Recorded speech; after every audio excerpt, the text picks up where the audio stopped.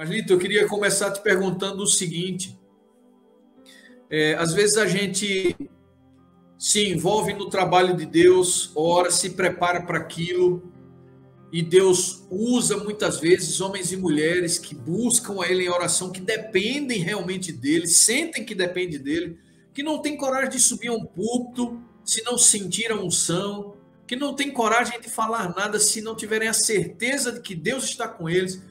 Quando isso acontece, e quando essas pessoas são usadas por Deus de forma maravilhosa, é possível a gente dizer que essa unção que eles receberam precisa ser renovada para um posterior trabalho, para alguma coisa que ele virá fazer depois desse dia? Ou a bênção de ontem vale para mim também hoje? A unção de ontem serve para mim hoje? O que é que o livro Em Chamas para Deus diz para a gente a respeito dessa questão de renovação do poder? O livro fala, nós estamos hoje, boa noite, gente, que a paz do Senhor esteja em cada coração, também o amor do Pai, a comunhão do Espírito Santo e a graça de Cristo seja renovada em nós, especialmente nessa noite, nesse momento aqui. Na verdade, nós estamos esse tempo todo aqui na live, várias segundas-feiras, trabalhando, pensando, refletindo sobre o livro Em Chamas para Deus. E hoje ele está tratando desse tema que você também colocou, um tema bastante inquietante, né? Que é se é possível renovar esse poder espiritual, ou recebe e acabou, está ali, é vitalício e é para sempre. Tudo indica que a experiência bíblica mostra que é possível que haja essa renovação, né? Ele começa a partir do conceito da experiência do novo nascimento. Aqui a gente está falando do batismo no fogo, aquele batismo que Jesus falou, dizendo a Nicodemos que quem não nascer da água e do Espírito não entrará e nem verá o reino dos céus, né? Ele também disse para João e para Tiago, quando eles quiseram falar da possibilidade de sentar uma direita e outra esquerda no reino de Deus, ele disse: vocês não sabem o que estão me pedindo, vocês por acaso podem ser batizados com o batismo que eu sou? Então esse é o batismo que Jesus deseja para o seu povo. É o batismo que faz tudo novo, que nos dá sentido à fé, que nos inspira, que nos move, que nos faz perceber que tem algo realmente diferente em nós. Então, partindo dessa experiência, ele diz o seguinte: o Espírito Santo purifica o homem interior quando ele nasce de novo, né? Ele nasce do Espírito. O Espírito Santo purifica o homem interior até um grau que ele jamais conhecera antes, e em seguida lhe enche com o poder de origem divina. Então, ele opera 2 milagres nesse renascimento, né? Ele nos purifica, ele nos enche de um poder de origem divina. Nos purifica e nos enche de poder divino. Então, e aí? Essa purificação, ela é vitalícia, é para sempre? Esse poder está ali, acabou, estancou, é aquilo ali para sempre? Bom, ele diz que, a partir daí, começa um processo contínuo de agradarmos a Deus, né? A Bíblia diz: agrada-te do Senhor e Ele satisfará os desejos do teu coração. Então, agradar ao Senhor, talvez a gente leia assim, en passant, né, rapidamente. Agradar ao Senhor não deve ser uma coisa muito simples, né? Porque as expectativas do Senhor em relação a nós são muito altas. Não são tão simples ou pequenas como muitos podem imaginar. Então ele diz: sendo guiados pelo Espírito Santo, o crente nascido do fogo, ele busca constantemente agradar ao Senhor. Ou seja, ele vive num crescendo, né? Porque o Deus não se agrada com pouco, né? Ele diz, eu amo os que me amam, e quem me busca pela madrugada me acha. Ele diz também que, através de Paulo, né, escrevendo Romanos 7:29, que o povo de Deus é como a areia do mar, o seu povo, mas só o remanescente será salvo, quer dizer, é só o remanescente que lhe agrada, porque o remanescente tem uma série de características que são capazes de agradar ao Senhor, né? Então, assim, amar, perdoar, pertencer à obra, se envolver na obra, comunhão, leitura da palavra, relacionamento interpessoal, na perspectiva divina do Espírito Santo, livrar-se da corrupção do mundo, ajudar o pobre necessitado, que é o que Tiago diz que é a verdadeira religião. Então, assim, são muitas coisas que agradam a Deus. Então, assim, essa ideia de agradar a Deus também é um crescendo. Nós vivemos de tal maneira que vamos fazendo coisas e mais coisas e vivenciando de modo que agradamos a Deus com esse modo de viver. Tanto é que ele diz, esses são os meus notáveis, em quem eu tenho todo o meu prazer. Entendeu? Então, ele se agrada muito com essas pessoas que lhe agradam cada vez mais pela sua maneira. Aí o próprio Ló, o próprio Jó, foi essa pessoa, né? Que o próprio Deus disse, você viu lá como é a vida desse meu servo? Entendeu? O próprio Jesus disse que não houve nenhum homem como João Batista. Então, assim, são pessoas que agradam o Senhor com o seu modo de viver e de agir, de pensar. Então, essa questão de renovação do poder não é apenas a recapacitação do ser humano para continuar no trabalho, mas é também a purificação, a preparação espiritual dele, né? Essa renovação Exatamente. Também trabalha a santificação, né? Exatamente, pureza. Ou seja, esse processo de agradar a Deus, foi até bom você me falar, porque eu esqueci justamente dessa demanda, que porque hoje a gente está aí contaminado, né, com tantas coisas. Então, assim, a purificação envolve isso, né? É estar ali na madrugada com Deus, né? É estar o tempo todo em oração, como ele diz, orar sem cessar, e buscar ver aquilo que o salmista disse, eu não quero ver aquilo que contamina minha alma. Portas adentro da minha casa, eu não quero ver a maldade, eu não quero ver. Então, assim, as janelas são, os olhos são a janela da alma. Então, assim, a questão da purificação que ele nos dá também deve entrar no processo contínuo, ok? De manter-nos o mais puro possível na nossa perspectiva e na ação que nós... Né? Agora mesmo eu estou no meu canal lá, estou tendo uma playlist de entrevista com minha neta. Minha neta tem 12 anos de idade, ela já leu mais de 80 livros. Então, assim, eu entendi que isso seria um exemplo para a juventude, para a adolescência e para os pais trabalhar com seus filhos, porque estão com a sua mente o tempo todo contaminada pelos jogos interativos, né? pela internet de modo geral, pelo TikTok, as coisas ruins que tem por lá, pelas imagens da televisão, do cinema. Então, isso tudo são processos que minam a pureza de espírito que Deus quer nos dar, né? Aí, a partir daí, começa também o processo, eu lhe falei de agradar a Deus, e agora eu quero mostrar na Bíblia essa questão do que você me tocou, e que eu acabei de falar, né? Da pureza, que também deve ser um processo contínuo. Então, como é que isso acontece?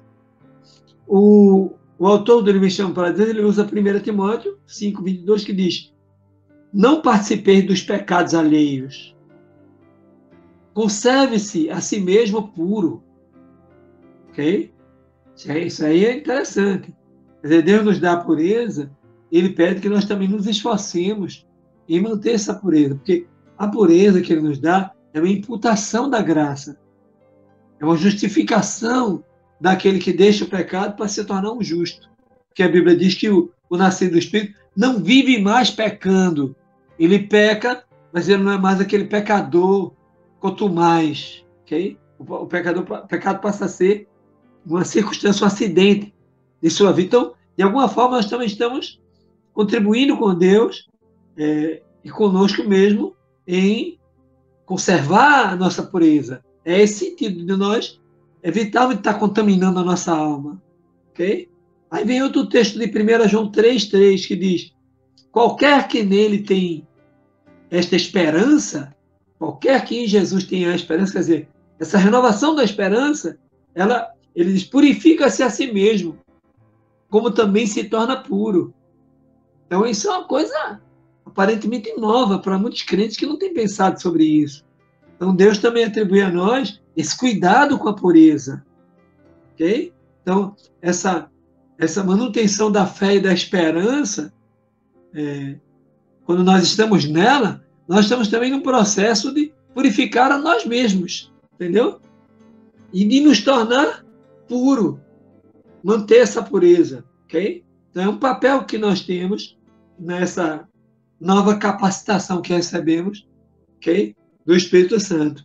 E 2 Pedro 3,4 arremata, 3,14, né? 2 Pedro 3,14 diz: por isso, amados, aguardando essas coisas, procurai que deles sejais achados imaculados e irrepreensíveis em paz.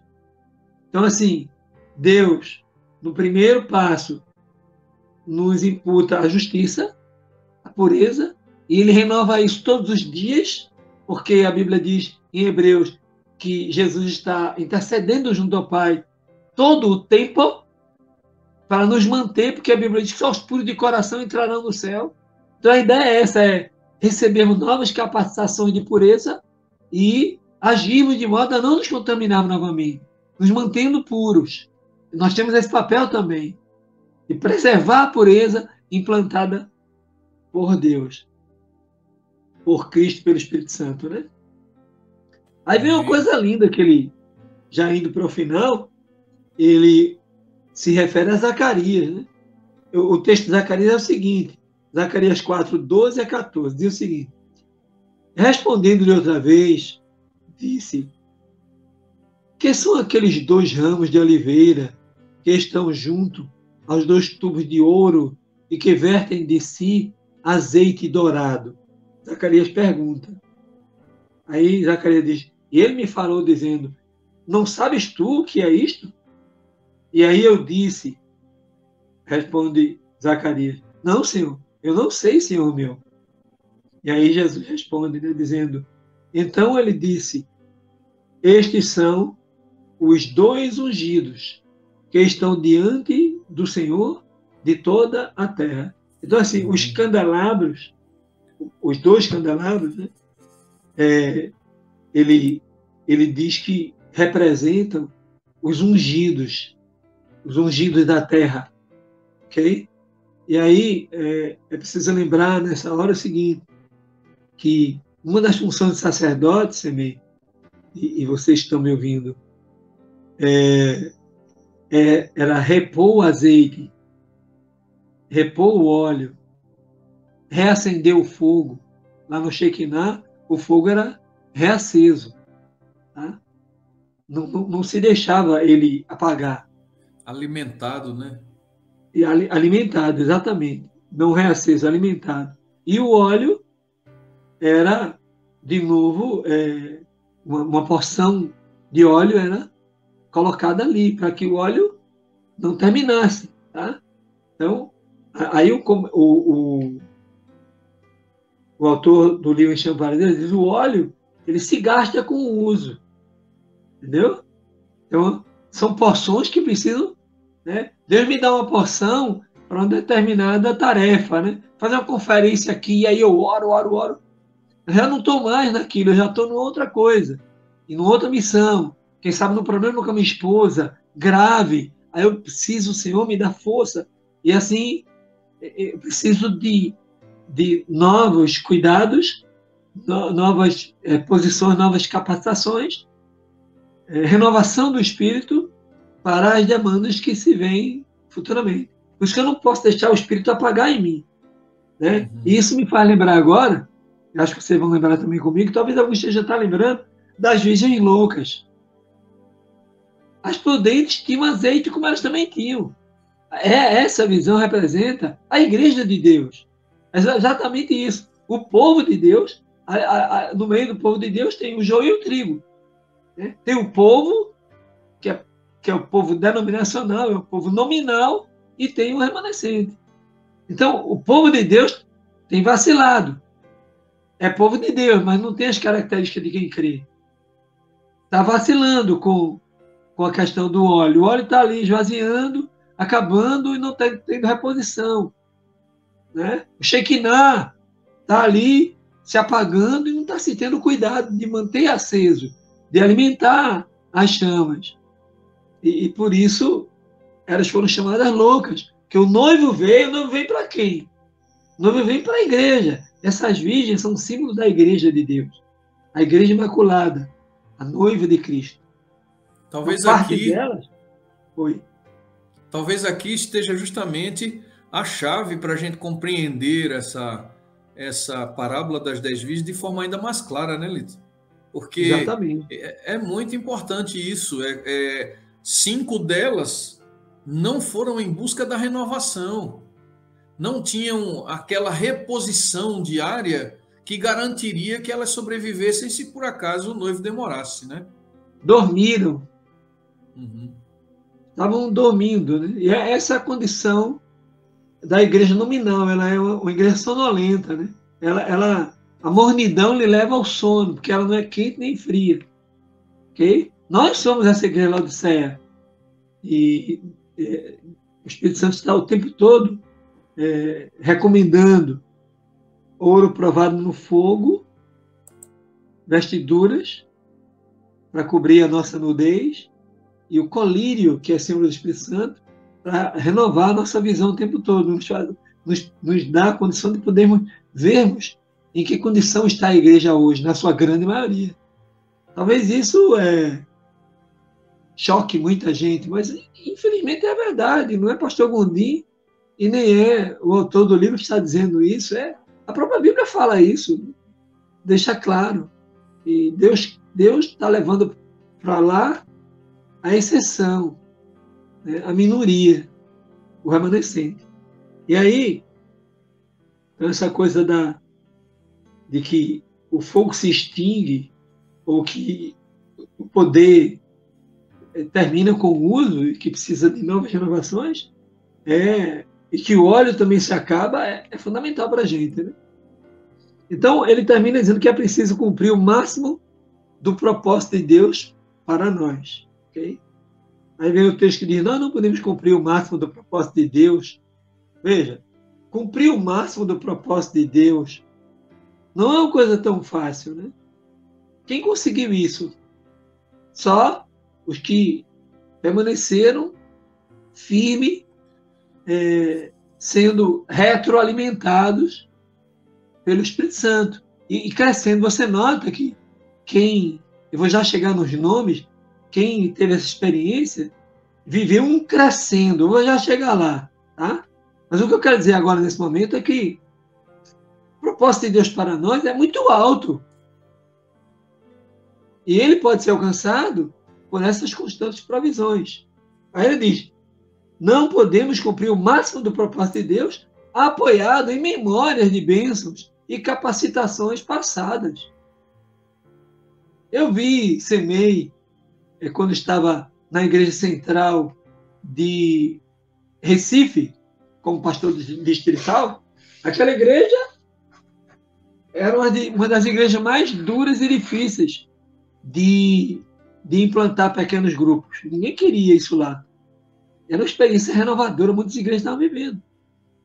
Eu me lembro de alguns sermões do pastor Semei, como a igreja era impactada e ele cantava aquela coisa toda. Então, Semei agora não pode dizer, e graças a Deus ele está renovado, né? Se confiar naqueles tempos. Eu também tive momentos maravilhosos. Quando eu estive lá em Manaus, eu aqui em Recife, aqui no Nordeste, o máximo de almas que eu batizei era 38 almas, 35 almas. E assim que eu cheguei em Manaus, que Deus me deu novas capacitações, meu primeiro evangelismo foram 100 almas para Cristo. E assim a gente foi crescendo e acho que já chegamos a uma média mais ou menos de 3.000 almas para Cristo, mas aí eu vou agora me lembrar, né? E me contentar com isso. Eu estive ali, que tempo maravilhoso aquele, né? Não existe isso. Luz residual. Eu não posso contar e confiar em minhas memórias do passado. É isso que ele diz aqui. Ó. Não podemos cumprir o máximo propósito de Deus apoiados em memórias de bênçãos e capacitações passadas. Tem um sermão aí de Semei, recente, que já está chegando quase a 1 milhão de visualizações. Eu morro de inveja santa. Então ele diz, não podemos cumprir o máximo de propósito de Deus apoiados em memórias de bênçãos e capacitações passadas. Nós precisamos continuar, momento a momento, recebendo constantes renovações do poder do Espírito Santo de Deus. É isso. Eu sei que aqui na sala deve ter muita gente boa, que já jejuou, já teve aquela história que se fala de Éfeso, a igreja do primeiro amor. Todo mundo aqui na live, aqui no Alto Clamor, já viveu o primeiro amor, né? Pelo YouTube e pelo Zoom, aliás, só pelo YouTube, né? A igreja do primeiro amor, todo mundo teve a igreja do primeiro amor, aquele calor, aquele fogo, né? Tudo bem, não dá para ficar naquela, como a gente às vezes tem uma experiência renovadora com o Espírito Santo, com Deus, ali a gente chora, aquele momento assim, né? Mas depois a gente volta ao normal, a gente quase não consegue falar, né? Depois da minha experiência da ressurreição lá em Manaus, que eu estive morto e revivi, talvez eu até conte aqui um dia, porque nem todo mundo que está aí no YouTube conhece a minha experiência. Eu até recomendo uma chegada lá no meu canal, que está lá o meu testemunho na Novo Tempo, naquele programa. Lembra aí, Samir? Me fugiu agora o nome. 180 graus. 180 graus, né? Então dá uma olhada lá que você vai ver com detalhe, né? Naqueles momentos que eu ia contar à minha família o que aconteceu também na igreja, eu não conseguia praticamente, porque vinha um choro, uma porção do Espírito muito forte em mim, né? E aí depois as coisas vão voltando ao normal e depois nós vamos recebendo novas capacitações, né? Agora mesmo eu estava na sala, comecei a dar aula de novo, né? E aí ele me convidou, a Fátima.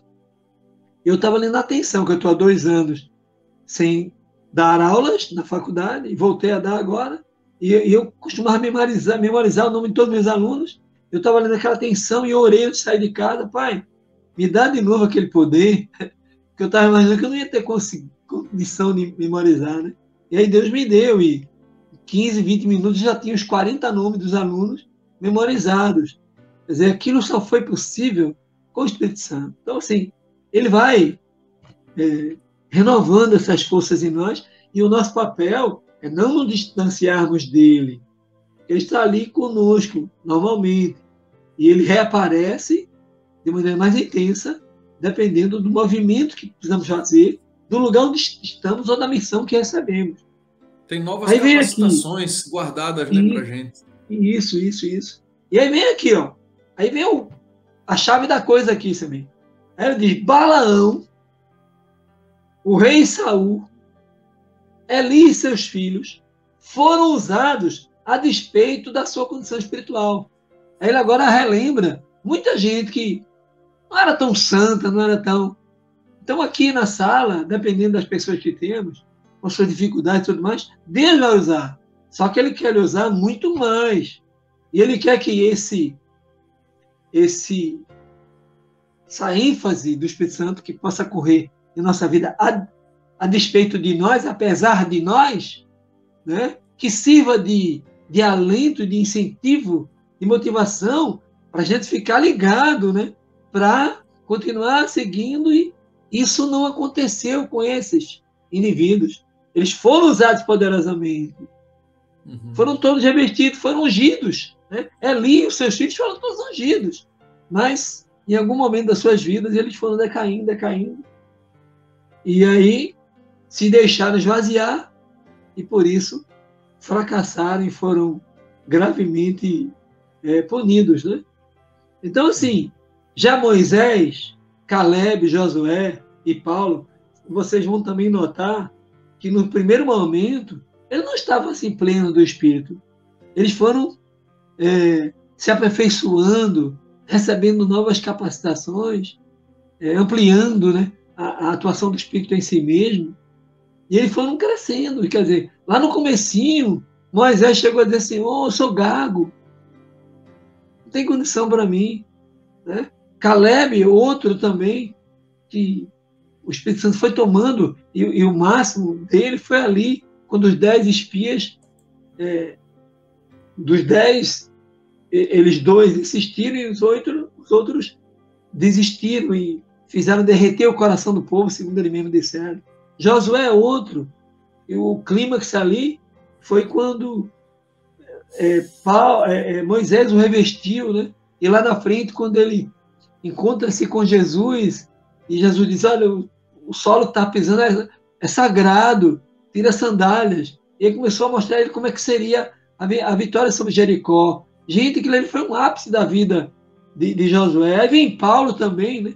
Que chega a dizer, já não sou eu quem vivo, mas Cristo vive em mim. Então, essas pessoas, elas foram crescendo na sua vida de influência do Espírito Santo. E chegaram a... Diga. Perdão ter te interrompido assim. Eu vi, antes de ontem, um pregador americano falando justamente isso, que a construção do caráter é obra de uma vida. Por isso que a gente precisa buscar isso todos os dias, senão não dá tempo. Essa é a questão, né? Não dá tempo. Quando a gente disser assim, quando as coisas realmente começarem a acontecer, eu busco resolver essas questões da minha vida. Mas todos esses personagens que você está falando aí, eles não vacilavam nessa questão. Eles estavam sempre buscando essa renovação, porque era a construção de um caráter que estava sendo moldado, né? Exatamente. Aí vem, Moisés teve falhas no caminho, Caleb teve falhas no caminho, Josué teve falhas no caminho, Paulo teve falhas no caminho, até Abraão, pai da fé, teve falhas no caminho. Mentiu uma coisa muito grave. Ele mentiu. Mas, apesar das condições, o Espírito Santo foi trabalhando e levando eles ao clímax. Aí a gente vê Moisés com o rosto transfigurado, a gente vê Moisés abrindo o mar vermelho. Então são momentos, a gente vê Moisés ali no momento da sua vida, né? O próprio Deus falando com ele, gente, isso é muito forte. Sobe Moisés e morre. Como é que alguém pode receber uma ordem dessa, entendeu? E ali ele tem uma conversa com Deus, né? E ali ele estava. Não era a questão, depende do olhar, aquela coisa do copo cheio, o copo quase cheio, né? O copo vazio ou meio, depende de como se vê, né? Porque ali Moisés estava sendo preparado para ser trasladado para o céu. Então, imagina o ápice da vida de Moisés, olhando toda aquela região, né, que ele levou o povo a conquistar, tudo pronto ali, em vez de ele entrar naquela Canaã, que ia ter tanta briga, tanto sofrimento ainda, ele ia entrar nas mansões celestiais. Então, imagina em que ponto estava a vida espiritual de Moisés. Então, Deus quer fazer o mesmo conosco. Ele diz aqui, eu agora que estou dizendo isso, né, que eles mantiveram a chama do seu Shekinah, e foram crescendo à medida que se renovavam no poder espiritual que recebiam do alto. Então, essa acho que é o clímax da grande missão, que esse ambiente aqui, esse chão úmido, esse lugar da presença do Espírito virtual, partilha, né? Que o Espírito Santo partilha conosco. O Paulo está fazendo questão de corrigir aqui, Lito, que foi dito 10 espias, mas não são 10, foram 12. Isso, 12, obrigado. Obrigado, Paulo. Eram 12, 10 foram os que aprontaram, né? Isso. E eles 2 seguiram em frente. É isso aí. Que Deus nos ajude, que Deus nos dê a mão e que tenhamos a coragem de... Porque precisa de coragem, que a gente fica com medo. Bom, se o Espírito Santo me tomar, eu vou ter condição, né? Então não tenha esse medo. Traga teu caminho ao Senhor, confia nele e o mais Ele fará. Ele vai dar para a gente missões, e tarefas e capacitações, segundo o que Ele sabe que nós temos condição de fazer e de ser. Deus é maravilhoso, Ele não vai nos colocar nada que seja pesado demais, que a gente não aguenta. Entendeu? Eu sou fraquinho, então ele dá pouquinho para mim. Se tiver um outro mais forte, ele dá mais para o outro mais forte. E isso a gente percebe na Bíblia também. Nem todos os heróis da fé tiveram o mesmo peso, a mesma proporção. E Deus quer dar hoje para você a que Ele acha que você pode receber. Então, te agarra com isso, confia nisso e vamos em frente, porque Ele está chegando.